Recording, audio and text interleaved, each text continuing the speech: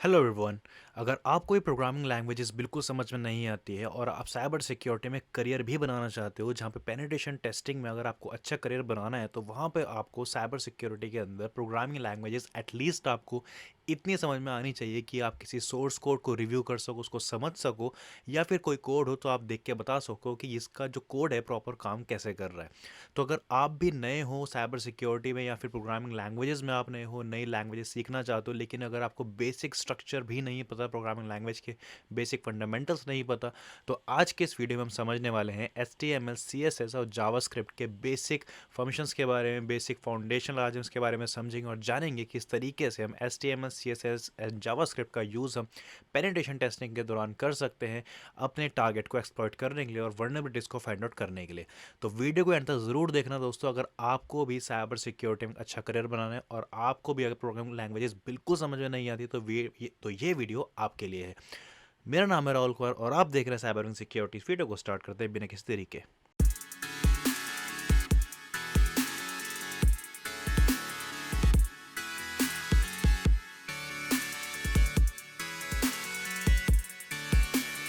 सबसे पहले हम समझेंगे HTML के बारे में, जिसका फुल फॉर्म होता है हाइपर टेक्स्ट मार्कअप लैंग्वेज। एक ऐसी लैंग्वेज होती है जो कि किसी भी एक वेबसाइट का जो वेब पेज होता है उसकी बॉडी को रेडी करने के लिए यूज़ में लाई जाती है। It's like a human body. जिस तरीके से एक ह्यूमन बॉडी होती है उसमें एक स्केलेटन होता है जो कि मेन होता है, इसी तरीके से ये पूरा एक वेब पेज का एक स्केलेटन यानी कि एक मेन बॉडी पूरी रेडी करने के लिए आपको हेल्प में ली जाती है। अब जैसे कि आपको जो भी आपको एक वेबसाइट पे देखने को मिलता होगा, कहीं पे आपने देखा होगा एक हेडिंग होती है, देन एक पैराग्राफ होता है, उसके अलावा बाकी पूरी बॉडी होती है उस पूरे वेब पेज में। तो ये जो आप किसी वेब पेज में हेडिंग देखते हो, देन उसकी सब हेडिंग होती है, देन पैराग्राफ होता है, ये जितनी भी चीज़ें होती हैं HTML लैंग्वेज से बनाई जाती हैं। अब यहाँ पे अगर मैं इसके बेसिक्स की बात करता हूँ तो HTML के कुछ बेसिक्स होते हैं। अब HTML में अलग अलग टैग्स का इस्तेमाल करा जाता है टेक्स्ट को डिफाइन करने के लिए। जैसे कि आपको जो हेडिंग बनानी होती है, कोई भी एक वेब पेज है, फॉर एग्जांपल एक वेब पेज है और ये आपकी हेडिंग है। अगर आपको ये हेडिंग लिखना है अपने वेब पेज में, तो इसका एक सिंपल टैग आप लगाते हैं, इसको हम H1 टैग बोलते हैं, जहाँ पे H1 का मतलब होता है लार्जेस्ट टैग और H6 का मतलब होता है स्मॉलेस्ट। अगर आपको अपना जो टैग है वो उसका फॉन्ट साइज बड़ा रखना है, तो यहाँ पे हम H1 टैग का इस्तेमाल करते हैं एंड देन आप लिखोगे this is a heading, and then यहाँ पे जो आपका टैग है वो आप यहाँ पे क्लोज करोगे। तो H1, देन आपका जो हेडिंग हो गया वो this is a heading, and उसके बाद आपने यहाँ पे टैग अपना क्लोज करा। प्रोग्रामिंग लैंग्वेज में हमेशा आप ये ध्यान रखिएगा, जो भी आप टैग ओपन कर रहे हैं वहाँ पे आप उसको क्लोज भी करना होता है। देन हम यहाँ पे इस तरीके से हमें अगर कोई यहाँ पे इसका पैराग्राफ लिखना है, तो यहाँ पे हम ग्रेटर देन लेस देन के बीच में हम यहाँ पे पैराग्राफ के लिए P लगाएंगे। जो भी पैराग्राफ होता है प्रोग्राम आप पैराग्राफ यहाँ पे लिखते हैं। तो यहाँ पे H1 का मतलब होता है कि यहाँ पे जो हम हेडिंग डिफाइन कर रहे हैं, H1 H2 H3 से H6 तक होता है। X6 का मतलब होता है स्मॉलेस्ट हेडिंग। देन यहाँ पे P का मतलब होता है ये हम यहाँ से पैराग्राफ स्टार्ट होता है। उसी तरीके से यहाँ पे बटन होते हैं HTML में।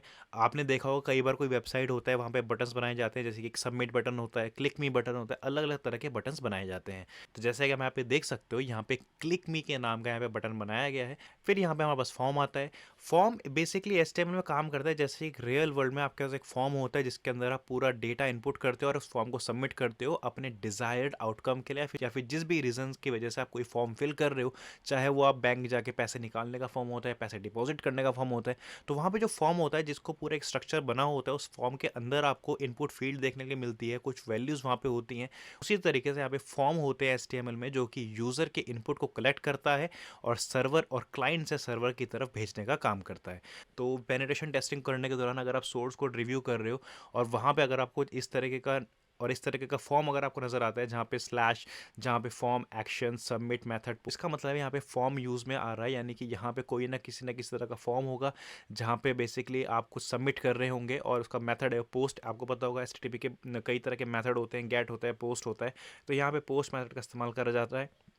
देन यहाँ पे label for name name, then input type text ID name name. अब यहाँ पे क्या है, अब यहाँ पे लेबल्स होते हैं और इनपुट होते हैं। अब यहाँ पे जैसे कि आपने देखा होगा नॉर्मल फॉर्म में जिस तरीके से एक नेम होता है, आप कोई बैंक में अगर पैसे डिपॉजिट कर रहे हो तो वहाँ पे अपना नाम डालोगे, आपका अकाउंट नंबर डालोगे।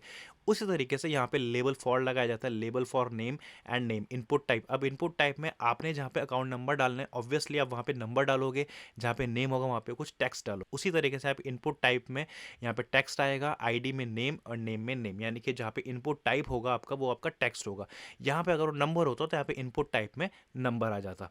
तो यहाँ पे फिर आता है लेबल फॉर ईमेल। अब यहाँ पे हमने ईमेल के लिए एक बॉक्स बनाया है, और ईमेल में जो टाइप आएगा वो ईमेल हम लिखेंगे वहाँ पे। तो जिस तरह से यहाँ पे टाइप में टेक्स्ट था, यहाँ पे ईमेल में टाइप में आप ईमेल लिखेंगे, और यहाँ पे फिर आप यहाँ पे बटन बना सकते हैं सबमिट का। तो इस तरीके से आपका फॉर्म जो है वो बनाया जाता है HTML में। तो यहाँ पे मैंने पूरा डॉक्यूमेंट बनाया है, डॉक्यूमेंट में मैंने HTML, CSS एंड जावास्क्रिप्ट को समझाया। बहुत ही ईजी लैंग्वेज है। डॉक्यूमेंट आपको मेरे लिंक्डइन में मिल जाएगा, आप चाहें तो वहाँ पे मुझसे कनेक्ट कर सकते हैं, और या फिर हमारे टेलीग्राम चैनल पर भी आपको डॉक्यूमेंट दिख जाएगा। फिलहाल हम आगे बढ़ते हैं, यहाँ पे लिंक्स के लिए समझते हैं। वेब पेज को रिव्यू करते वक्त यहाँ पे कई बार आपके पास लिंक्स का भी ऑप्शन भी देखने के लिए मिलता है। कभी भी अगर यहाँ पे ए से स्टार्ट हो रहा है, AHREF करके स्टार्ट हो रहा है, तो ए का मतलब यहाँ पे ये एक हाइपर लिंक को डिफाइन कर रहा है। यानी कि तो अगर कहीं पे आपको HREF नज़र आ रहा है, इसका मतलब ये एक हाइपर लिंक है। उस पर्टिकुलर लिंक पे क्लिक करके आप दूसरी वेबसाइट पे रिडायरेक्ट हो सकते हो। तो सोर्स कोड रिव्यू के दौरान हम ऐसे लिंक्स देखते हैं जो शायद हमको अपने मेन वेब पेज पे नहीं दिख रहे हैं, लेकिन हमें ऐसे हाइपर लिंक मिलते हैं जो कि हमको दूसरे वेब पेज पे रिडायरेक्ट करने के लिए हेल्प करते हैं। अब हम यहाँ पे ये समझते हैं कि पेनिट्रेशन टेस्टिंग के दौरान हमें क्या क्या हम वहाँ पे देख सकते हैं सोर्स कोड रिव्यू में HTML लैंग्वेज में। तो सबसे पहले फॉर्म मैनिपुलेशन, हम यहाँ पे अलग अलग इनपुट वैलिडेशन बाईपासेस चेक कर सकते हैं। अगर वहाँ पे कोई फॉर्म है HTML का और वहाँ पे हम कोई डेटा इनपुट दे सकते हैं, तो वहाँ पे हम ये टेस्ट कर सकते हैं कि यहाँ पे कोई इंजेक्शन की वर्नेबिलिटी तो नहीं है। तो इस तरह से हम अलग अलग वहाँ पे इनपुट वैलिडेशन चेक कर सकते हैं कि क्या हम जो यहाँ से डेटा भेज रहे हैं सर्वर उसको प्रॉपरली सैनिटाइज करे बिना एक्सेप्ट कर रहा है, फिर नहीं कर रहा है। तो ये हम वहाँ पे चेक कर सकते हैं। इसके अलावा वहाँ पे हम हिडन पैरामीटर्स ढूंढ सकते हैं, जैसे कि मैंने आपको बताया। हिडन पैरामीटर्स यानी कि जो आपको मेन वेब पेज पे नहीं दिख रहे, लेकिन वो जो पैरामीटर होंगे आपको सोर्स कोड में देखने के मिल जाते हैं। तो इस तरीके से आप HTML में पेनिट्रेशन टेस्टिंग के रेफरेंस से आप यहाँ पे HTML को समझ सकते हैं और अपनी पेन टेस्टिंग को ईजी बना सकते हैं। सेकेंड, हम समझते हैं CSS के बारे में, जिसका फुल फॉर्म होता है कैस्केडिंग स्टाइल शीट। अब जो CSS होता है, जिस तरीके से HTML एक स्ट्रक्चर बनाता है एक वेब पेज का, CSS उसमें कलर भरने का काम करता है। उसको और अच्छा दिखाने के लिए हम CSS का इस्तेमाल करते हैं। यानी कि उस पर्टिकुलर पेज का बैकग्राउंड कलर कैसा होगा, अगर आपने हेडिंग दिए तो हेडिंग का कलर आपको चेंज करना, तो ये आपको कैसा करना है। तो यानी कि उसमें कलरिंग करना, उसको और अच्छा दिखाना, एनहांस होकर उस पेज को दिखाना, तो वो काम CSS का होता है। CSS का हम किस तरह से इस्तेमाल कर सकते हैं पेनिट्रेशन टेस्टिंग के रेफरेंस में। तो कई बार कुछ ऐसे एलिमेंट्स होते हैं जो कि CSS में हिडन होते हैं। यानी कि जब हम CSS का इस्तेमाल करते हैं अपने वेब पेज को अच्छा बनाने के लिए, तो कई ऐसे एलिमेंट्स होते हैं हिडन रखते हैं। तो हम क्या कर सकते हैं, हम जो डेवलपर टूल्स होते हैं, हम उन डेवलपर टूल्स की हेल्प से हम CSS में जो हिडन एलिमेंट्स होते हैं हम उनको देख सकते हैं। जिस तरह से आपने देखा होगा, यहाँ पे एग्जांपल नज़र आ रहा है, तो आपने देखा होगा यहाँ पे कई बार हम क्या करते हैं, हम जो डिस्प्ले होता है उसको हाइड करके रखते हैं। तो अगर हम उस डिस्प्ले को अनहाइड कर देते हैं डेवलपर टूल से, तो हम वहाँ वो सारे एलिमेंट्स देख सकते हैं जो कि उस पर्टिकुलर वेब पेज पे अवेलेबल है, लेकिन नॉर्मल यूज़र को नहीं दिख रहे हैं। और इस तरीके से हम यहाँ पे ऐसे पाथ्स को भी डिस्कवर कर सकते हैं जो कि हमको नॉर्मल एज अ व्यूअर उस वेब पेज पे नहीं दिख रहे हैं। और ये जितनी भी चीज़ें मैं आपको बता रहा हूँ ये हम प्रैक्टिकल देखने वाले हैं। अगर आपको इसका प्रैक्टिकल वीडियो जल्दी चाहिए तो कमेंट डाउन बिलो, मैं इसका वीडियो ज़रूर आपको ला के दिखाऊंगा। फिलहाल हम आगे बढ़ते हैं और हम समझते हैं जावास्क्रिप्ट के बारे में। जावास्क्रिप्ट एक बहुत ही पॉपुलर प्रोग्रामिंग लैंग्वेज है, और जिसका इस्तेमाल आपके वेब पेज को इंटरेक्टिव बनाने के लिए और डायनेमिक वेब पेज बनाने के लिए किया जाता है। इंटरेक्टिव और डायनेमिक से मेरे कहने का मतलब ये है कि फॉर एग्जांपल आपने एक वेब पेज बनाया, वेब पेज में आपने एक फॉर्म रेडी करा है, फॉर्म में एक फील्ड दी है ईमेल की, जहाँ पे यूज़र अपना ईमेल भेज सकता है। लेकिन अगर अब आपको यहाँ पे ये डिफाइन करना है कि ईमेल के फील्ड में कुछ स्पेसिफिक क्राइटेरिया हो कि पहले उसका नाम आए, फिर @ देन फिर डोमेन का नाम। अगर आपको ऐसा क्राइटेरिया डिफाइन करना है कि ठीक ऐसे ही इसी तरह का जो इनपुट है वो यूज़र आए, इस तरह के कैरेक्टर्स ही अलाउड हो ईमेल में और बाकी किस तरह के कैरेक्टर्स अलाउड ना हो, तो यहाँ पे हम जावास्क्रिप्ट का इस्तेमाल करते हैं। यानी कि जिस पर्टिकुलर फील्ड में आपका नंबर आए तो वहाँ पे नंबर ही आएगा, अगर ईमेल आए तो वहाँ पे प्रॉपर ईमेल का ही फॉर्मेट आएगा। तो या फिर कई बार आपने देखा होगा कि जब आप किसी वेबसाइट पे जाते हो तो एक चैटबॉट निकल के आता है, आप वहाँ पे AI से चैट कर सकते हो, वहाँ उनके कस्टमर एग्जीक्यूटिव से चैट कर सकते हो, पूरा AI होता है। तो वहाँ पे भी जावास्क्रिप्ट की हेल्प होती है। या फिर आपने देखा हो कई बार आप वेबसाइट पे जाते हो तो एक पॉपअप आता है, आपने कहीं पे कर्सर अगर मूव किया तो वहाँ पे कर्सर आपका किसी भी फील्ड पे जब होवर कर रहे हो आप कर्सर को, तो वहाँ पे अलग सा कुछ आपका एनिमेशन बन के आ रहा है। तो एनिमेशंस करना, इंटरेक्टिव वेब पेजेस बनाने का काम ये सभी जावास्क्रिप्ट करता है। तो यहाँ पे हम समझते हैं जावास्क्रिप्ट को हम पेनिट्रेशन टेस्टिंग में किस तरह से CSS इस्तेमाल कर सकते हैं। तो जावास्क्रिप्ट जो है बहुत ज़्यादा पॉपुलर है क्रॉस साइट स्क्रिप्टिंग अटैक्स के लिए, क्योंकि क्रॉस साइट स्क्रिप्टिंग अटैक में हम जावास्क्रिप्ट यानी कि ऐसे मैलिशियस जावास्क्रिप्ट का कोड का ही इस्तेमाल करते हैं।